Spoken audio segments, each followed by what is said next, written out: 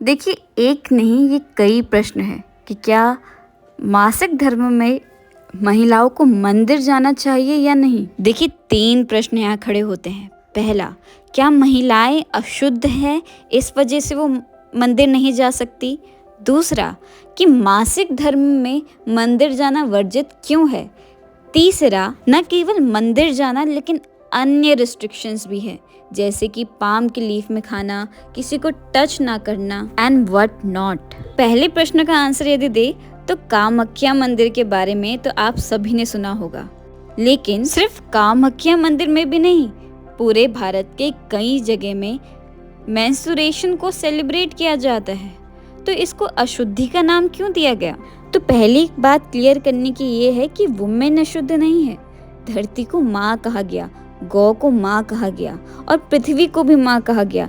तो हमारे धर्म में स्त्रियों को तो अधिक सम्मान मिला है। तो पहला प्रश्न बहुत क्लियर है कि वुमेन किसी भी प्रकार से अशुद्ध नहीं है। अब आते हैं दूसरे प्रश्न में, जब वुमेन अशुद्ध नहीं है तो मेंस्ट्रुएशन के समय वुमेन को मंदिर क्यों नहीं जाना चाहिए। कोई भी पूजा, अनुष्ठान, कर्मकांड करते समय हमें 2 चीजों का बहुत ध्यान रखना चाहिए।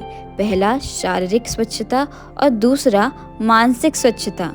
ग्रंथों को पढ़ने से पहले भी हमें नियम विधि बताई जाती है कि मानसिक स्वच्छता हो और अध्ययन करते समय शारीरिक स्वच्छता भी हो। नियमों का उल्लंघन करने से हमें दुष्परिणाम झेलने पड़ते हैं, जैसे कि बुद्धि भ्रष्ट हो जाना, जो ज्ञान हम अर्जित कर सकते थे वो ज्ञान हम धारण नहीं कर पाते, फल की प्राप्ति न होना और इत्यादि। और बहुत सारे इम्पैक्ट होने की वजह से मानसिक तौर में एंगर, मूड स्विंग्स, इरिटेशंस और शारीरिक तौर में हमारे शरीर से कंटिन्यूअस वेस्टेज का फ्लो हो रहा है, जिसके वजह से हमारा शरीर उस समय शुद्ध नहीं होता कि हम अनुष्ठान यज्ञ में जाके बैठ सकें या फिर भगवान की मूर्ति को, प्रतिमा को स्पर्श कर सकें। इतना ही नहीं, हमारे 5 प्राण होते हैं जिनका पीरियड्स में समय फ्लो डाउनवर्ड्स जाता है, लेकिन स्पिरिचुअल एक्टिविटी का मेन गोल ये होता है कि वो हमारी एनर्जी को अपवर्ड ले जाए।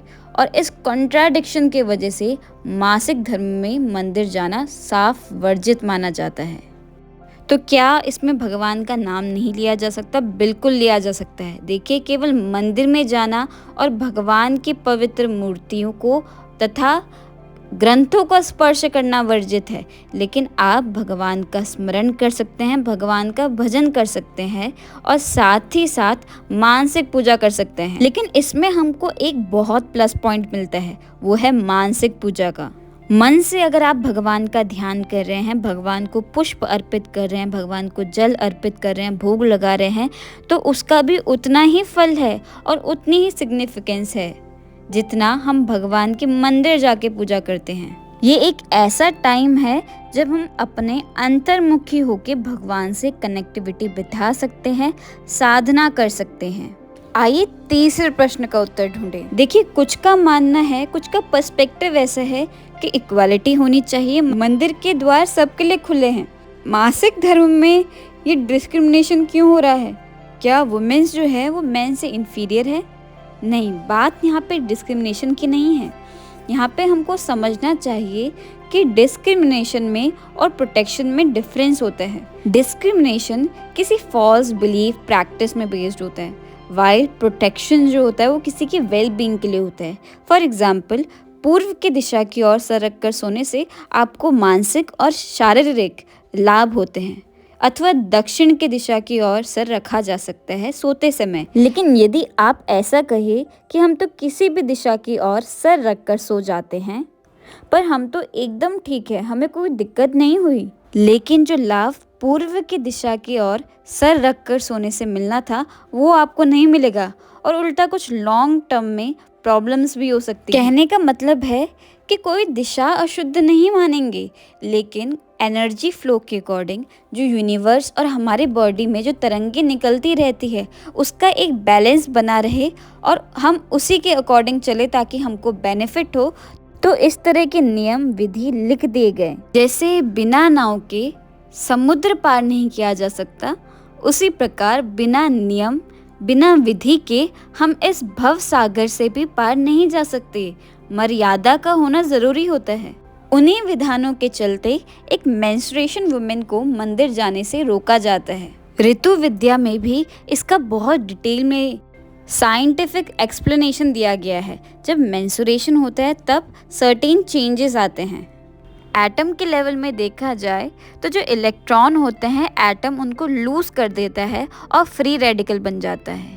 इससे सेलुलर लेवल में कुछ डैमेज होने के चांसेस होते हैं और अगर ये चीज़ एक्सेस में हो जाए तो बड़ी बीमारियां भी हो सकती हैं। इसी के काउंटर में एंटीटॉक्सिन होते हैं जो कंट्रीब्यूट करते हैं अपने इलेक्ट्रॉन को फ्री रेडिकल में, जिससे जो एटम है वो स्टेबलाइज हो पाए।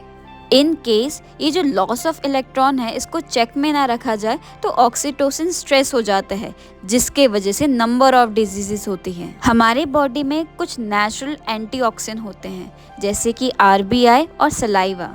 वुमेन के केस में एस्ट्रोजन एक बहुत इंपॉर्टेंट एंटीऑक्सीडेंट है जो कि बैलेंस करते हैं ऑक्सीटोसिन स्ट्रेस को। आपने नोटिस किया होगा कि ओव्यूलेशन के टाइम में इतने रिस्ट्रिक्शंस रूल्स नहीं बनाए गए, पर मेंस्ट्रुएशन के लिए बहुत सारे रूल्स एंड रेगुलेशन हैं। इसका कारण ये है कि ओव्यूलेशन के टाइम में एस्ट्रोजन का लेवल बहुत हाई होता है कि इवन दो जो एटम है वो इलेक्ट्रॉन को लूज़ कर रहे हैं और फ्री रेडिकल बन रहे हैं, लेकिन एस्ट्रोजन एक इम्पॉर्टेंट रोल प्ले करता है और उसको स्टेबलाइज कर देता है। लेकिन मेंस्ट्रुएशन के टाइम में जो एस्ट्रोजन का लेवल है वो बहुत लो होता है, इस वजह से वो अपना एंटीऑक्सीडेंट रोल परफॉर्म नहीं कर पाता और इसके साथ RBI का ब्लड का लॉस के वजह से हमारी बॉडी में एक ट्रिगर जाता है कि कुछ रिपेयर होने की ज़रूरत है। इस दौरान किसी वुमेन की इम्यूनिटी में कोई कॉम्प्रोमाइज़ ना हो, कुछ प्रैक्टिसेस बनाई गई जिसमें स्पेसिफिक डाइट बताई गई, जैसे पानी में नींबू मिला के पीना हर किसी के लिए मस्ट होता था। साथ ही साथ ड्राई कोकोनट, उड़द दाल, खिचड़ी ये सब डाइट में इंक्लूड कराया जाता था। और इन डाइट की खास बात क्या थी जानते हैं कि ये हाईली एंटीऑक्सीडेंट होती थी, जिससे ऑक्सीटोसिन स्ट्रेस एक बैलेंस में आ सकता था। अगर आपको अब तक की बात समझ आ गई हो तो आप ये भी समझ गए होंगे कि क्यों किसी और को टच नहीं करने दिया जाता था, क्योंकि जब एटम अपने इलेक्ट्रॉन को लूज करता था तो उसके पास टेंडेंसी आ जाती थी कि वो किसी नेबरिंग एटम से इलेक्ट्रॉन को बोरो कर ले। इसमें वुमेन का जो बॉडी है उसके एटम पॉजिटिवली चार्ज हो जाते थे और वो अपने आप को स्टेबलाइज करने के लिए दूसरे इलेक्ट्रॉन को ढूंढते थे ताकि वो बोरो कर सके। और ऐसे टाइम में अगर वुमेन किसी को टच करे या फिर कोई और वुमेन को टच करे तो मोस्ट प्रोबेबली एस्ट्रोजन स्ट्रेस में वो पर्सन भी आ सकता है। इसलिए आप देखेंगे रिस्ट्रिक्शन बहुत स्पेसिफिक है, जैसे कि पाम लीफ में खाना खाना, दरबा ग्रास के मेट में सोना। आपने नोटिस किया हो सकता है कि विंटर के टाइम में मेटल जो कि full of positively charged atom है, आप उसको टच करते हो और आपने मेटेलिक वेयर पहना है जो कि पॉजिटिव और नेगेटिव चार्ज एटम जनरेट कर रहा है, उस समय स्पार्क आता है। क्यों? क्योंकि मूवमेंट ऑफ इलेक्ट्रॉन हो रहा है।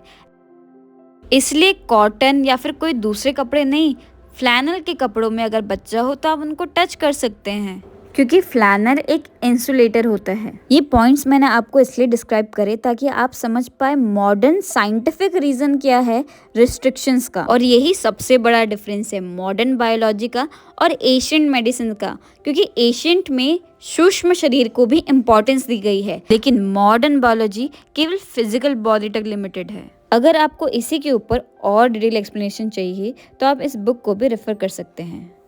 चलिए जान लेते हैं कितने समय तक अशुद्धि होती है। मासिक धर्म शुरू होने से 3 दिन तक अशुद्धि बनी रहती है। चौथे दिन स्नान करने के बाद स्त्री पूर्णतः शुद्ध हो जाती है। इन केस कोई अनुष्ठान या व्रत नियम के समय ऐसी कोई दुविधा आती है तब आप अपने स्थान में किसी और व्यक्ति से वो कार्य करा सकती हैं। यहाँ पे ध्यान देने की बात यह है कि व्रत किया जा सकता है, भगवान का नाम जाप किया जा सकता है और भजन भी किया जा सकता है। सावधानी केवल इतनी बरतनी है कि मंदिर के गर्भगृह में नहीं जाना, भगवान की प्रतिमा का स्पर्श नहीं होना चाहिए और किसी ग्रंथ का, पुराण का स्पर्श नहीं होना चाहिए। बाकी आप अन्य कार्य कर सकते हैं। वीडियो एंड करने से पहले मैं इतना ज़रूर पूछूंगी कि व्यक्ति जब मर जाता है घर का कोई, तभी भी छूतक पातक लगता है, और जब बच्चे का जन्म होता है तो भी छूतक लगता है। इतना ही नहीं, घर में अगर कोई पशु है उसकी भी मृत्यु होने में छूतक लगता है। और ये नियम विधान यूं ही नहीं बना दी गए, इनकी बहुत गूढ़ रहस्य है जो शायद इतनी वीडियो में प्रकट ना किए जा सके। आपको ये वीडियो कैसी लगी और इसमें इंफॉर्मेशन बताई हुई कैसी लगी, जरूर बताना। जय श्री राधे।